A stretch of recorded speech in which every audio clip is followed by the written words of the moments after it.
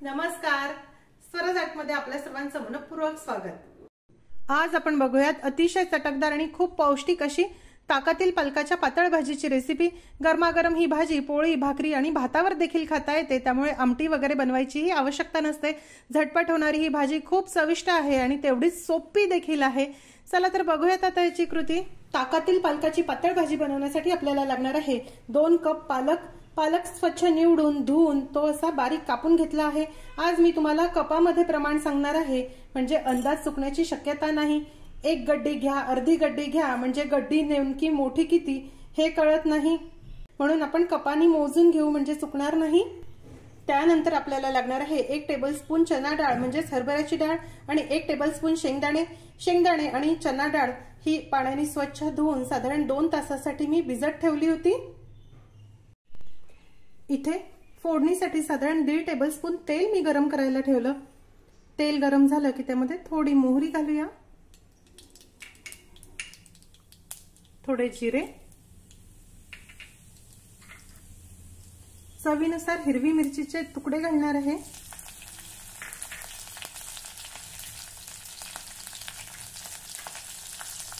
1 teaspoon ठेचलेला लसूण,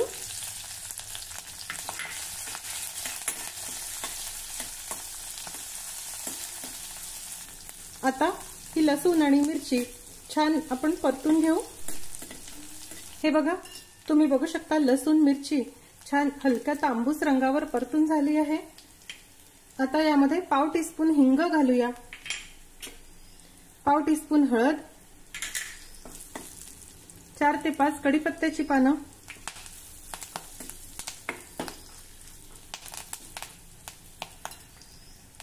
ही भिजवलेली चना डाळ, त्यातील पाणी मी काढून घेतलं आणि आता ही घालणार आहे।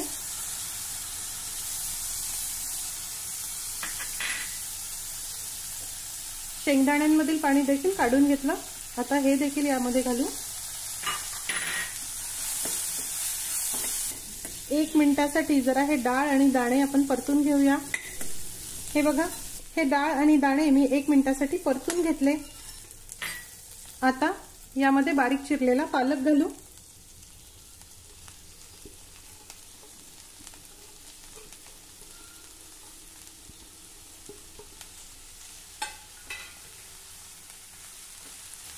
मध्यम आचेवर हा पालक देखील आपण छान परतून घेऊ।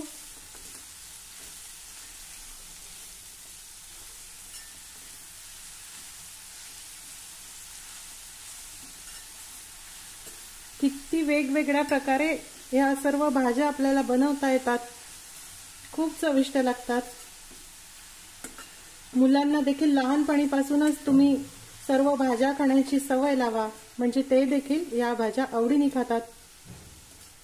एकाच भाजीचा तो प्रकार खायला मुलांना देखील कंटाळा येतो, त्यामुळे असे वेगवेगळे प्रकार जर तुम्ही करून दिले तर मुलं नक्कीच आवडीने खातील। हे बघा, हे पालक परतून झालं। आता यावर झाकण ठेवू आणि 2 मिनिट भाजी आपण शिजवून घेऊया। भाजी शिजते आहे तोपर्यंत आपण पुढची तयारी करू। त्यासाठी आपल्याला लागणार आहे 1.5 टेबलस्पून बेसन।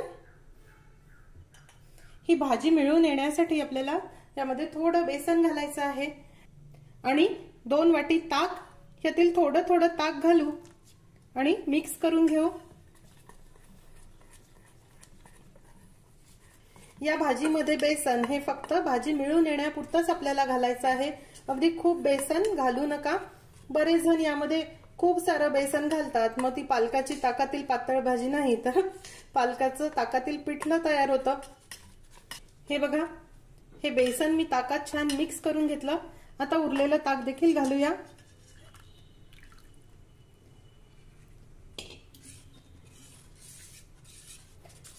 ही ताकातील भाजी आपण जेव्हाही बनवतो तेव्हा ताक थोडं आंबट घ्या। अगदीच ताज्या ताकाची जर तुम्ही ही बनवली तर भाजीला चव नीट येणार नाही। हे बघा, साधारण 2 मिनिटांनंतर ही पालक आणि डाळ देखील जरा शिजली आहे, याला मस्त वाफ आली। आता यामध्ये बेसन मिक्स केलेलं ताक घालूया।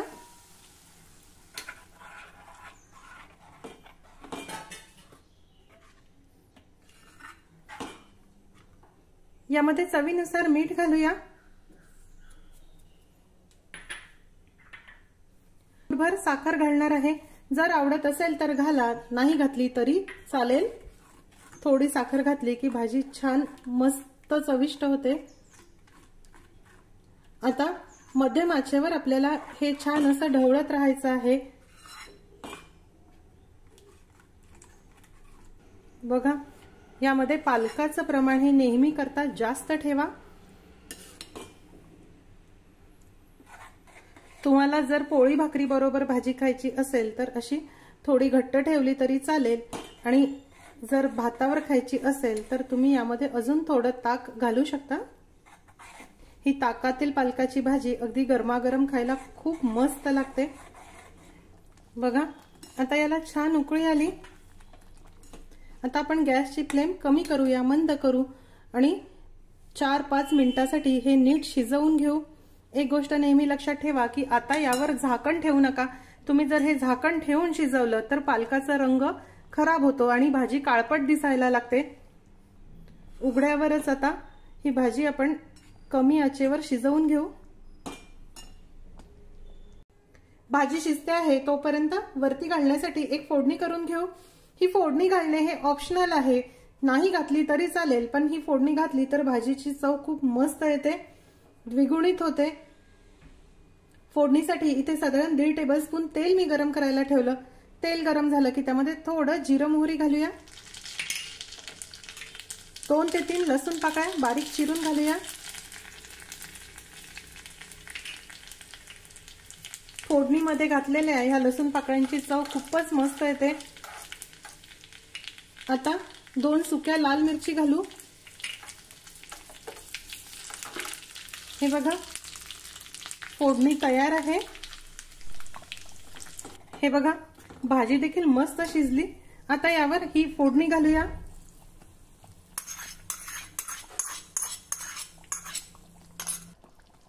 आता यामध्ये कोथिंबीर घालूया।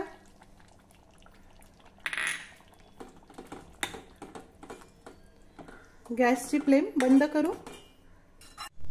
गरमागरम खूप चविष्ट चटपटीत अशी ताकातील पालकाची पातळ भाजी तयार आहे। ही भाजी तुम्ही पोळी भाकरी बरोबर खा किंवा गरमागरम भातावर घेऊन खा। मस्त अशी रेसिपी आहे, नक्की करून बघा। आजची रेसिपी आपल्याला कशी वाटली हे मला जरूर कळवा।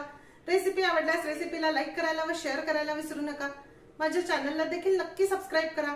अशीच एक छानशी रेसिपी घेऊन भेटूया स्वराजच्या पुढच्या भागामध्ये। तोपर्यंत चवीने खा आणि निरोगी राहा।